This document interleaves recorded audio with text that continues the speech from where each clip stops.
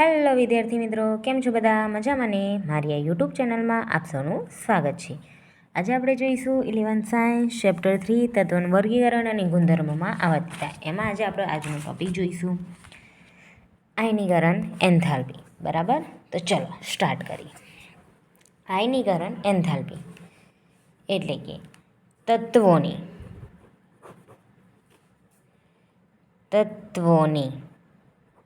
એક જ સેકન્ડ અહીંયા આમ રાખી દેખાય છે ને? હા, તત્વોની ઇલેક્ટ્રોન ઘુમાવવાની વૃત્તિના જથ્થાત્મક માપનને આયનીકરણ એન્થાલ્પી કહેવાય છે. બરાબર, શું છે? તત્વોની ઇલેક્ટ્રોન ઘુમાવવાની વૃત્તિ. બરાબર, ઇલેક્ટ્રોન આ ઘુમાવવાની વૃત્તિ છે.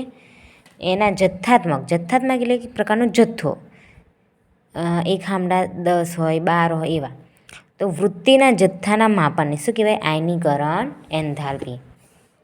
આગળ ધરાવસ્થામાં રહેલા, ધરાવસ્થા એટલે કે નીચેની પ્રથમ. બરાબર, તો ધરાવસ્થામાં રહેલા મુક્ત વાયુમય તટસ્થ પરમાણુમાંથી એક ઇલેક્ટ્રોન દૂર કરવા માટે જરૂરી ઊર્જાને આયનીકરણ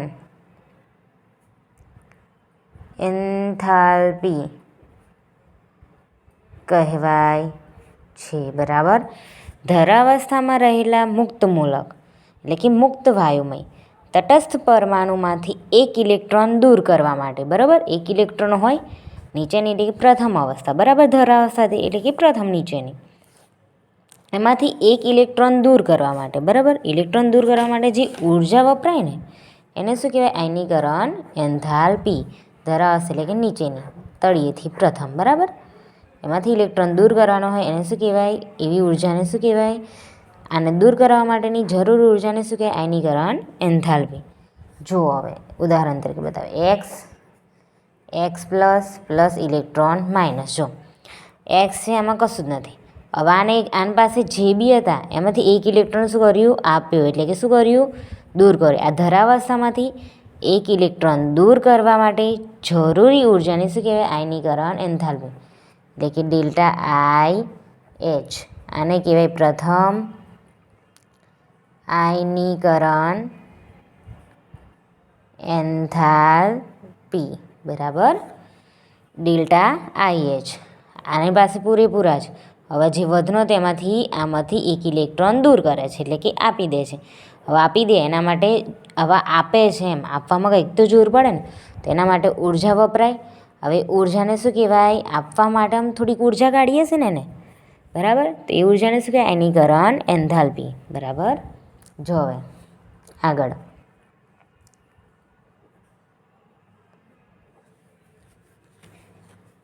આયનીકરણ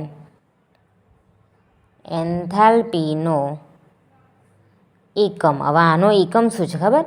કિલો જૂલ મોલ ઇન્વર્સ 1 છે. બરાબર, કિલો જૂલ મોલ ઇન્વર્સ છે. પછી આ પ્રથમ લખીને હવે દ્વિતીય દેખો. દ્વિતીય આયનીકરણ એન્થાલ્પી તો શું આવશે? X plus. બરાબર, પ્રથમ હતી એટલે એક્સ પ્લસ લઈ લઈએ. હવે X2 પ્લસ, હવે પ્લસ તો હતો, એક ઓલરેડી દૂર કર્યો છે. બરાબર, આમાંથી હવે એક તો દૂર કર્યો એટલે એક્સ પ્લસ હશે. આવી રીતના હવે મારે ફરી એક દૂર કરવો છે એટલે ફરી +1 ઉમેરાશે. તો +1 +1 કેટલા થયા? +2. તો અહીં લખ્યું +2 પ્લસ ઇલેક્ટ્રોન માઇનસ. એક તો ઓલરેડી દૂર હતો એટલે ઇલેક્ટ્રોન તો દૂર જ હતો એક, પણ આપણે એક ઉમેર્યો એટલે ફરી એક દૂર થયો એટલે ફરી એક ઇલેક્ટ્રોન દૂર થયો. બરાબર. અને કઈ કહેવાય? દ્વિતીય આયનીકરણ એન્થાલ્પી, એટલે કે 2 ઇલેક્ટ્રોન દૂર કર્યા. 2 ઇલેક્ટ્રોન દૂર કરવા માટે જરૂરી ઉર્જા વપરાય તો એને ઇલેક્ટ્રોન આયનીકરણ એન્થાલ્પી કહે છે. બરાબર. હવે આયનીકરણ એન્થાલ્પી હંમેશા ધન હોય છે. બરાબર. આ કેવી હોય? ધન હોય, ઋણ મળે નહીં. પછી તૃતીય આયનીકરણ એન્થાલ્પી દ્વિતીય આયનીકરણ એન્થાલ્પી પછી પ્રથમ, આ ગ્રેટર ધેન છે, પ્રથમ આયનીકરણ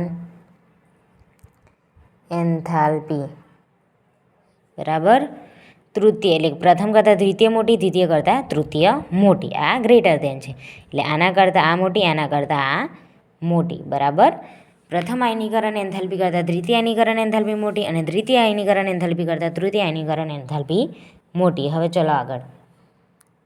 ઉમદા વાયુ એટલે કયો આવે? 18મો સમૂહ. તત્વોના એટલે કે 18મો સમૂહ. આયનીકરણ એન્થાલ્પીના મૂલ્યો ઊંચા હોય છે. બરાબર. હવે આના મૂલ્યો કેવા હોય? ઊંચા હોય. કેમ ઊંચા હોય? આના મૂલ્ય ઊંચા હોય. કેમ? કારણ કે તેની કક્ષકો એવી હોય? સંપૂર્ણ ભરાયેલી હોય. કક્ષકો ઇલેક્ટ્રોનથી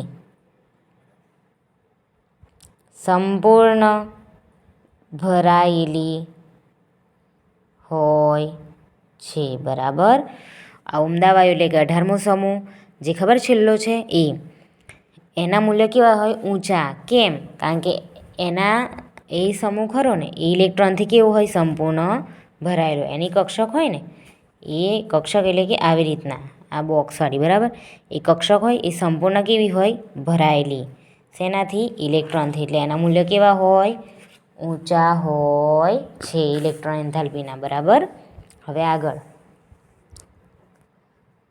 આલ્કલી ધાતુ એટલે કે સમૂહ પહેલો.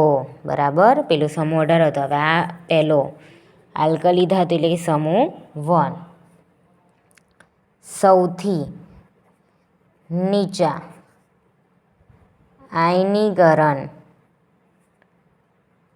એન્થાલ્પીના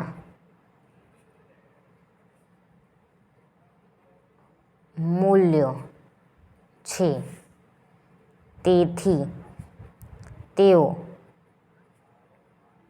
વધુ પ્રતિક્રિયાત્મક છે. બરાબર. આલ્કલી ધાતુ એટલે કે સમૂહ પહેલો સૌથી નીચા આયનીકરણ એન્થાલ્પીના મૂલ્યો હોય છે. કેમ? કારણ કે તેમાં ઇલેક્ટ્રોન ઓછા ભરાયેલા હોય. બરાબર.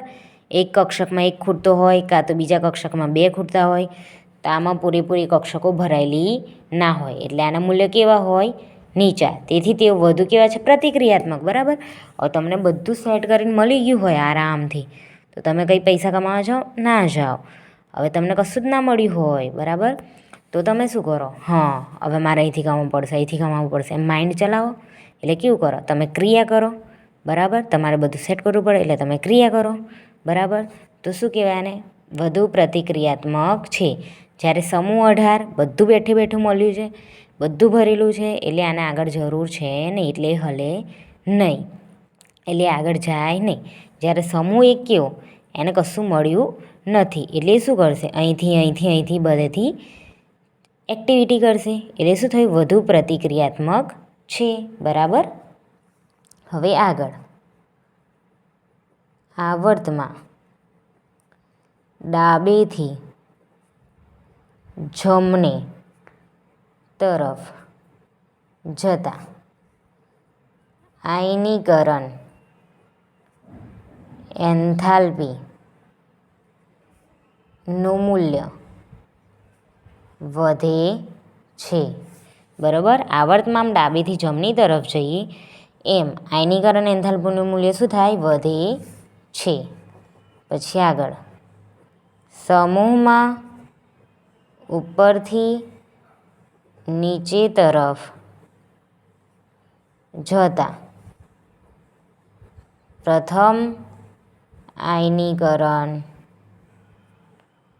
એન્થાલ્પીનું મૂલ્ય ઘટે છે. બરાબર, સમૂહમાં ઉપરથી નીચે તરફ આમ જઈએ એમ એન્થાલ્પીનું મૂલ્ય શું થાય? ઘટે છે. બરાબર, તો જોઈ લો.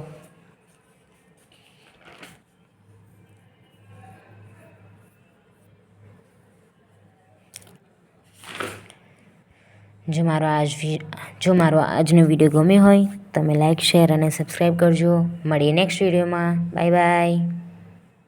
Thank you all of you.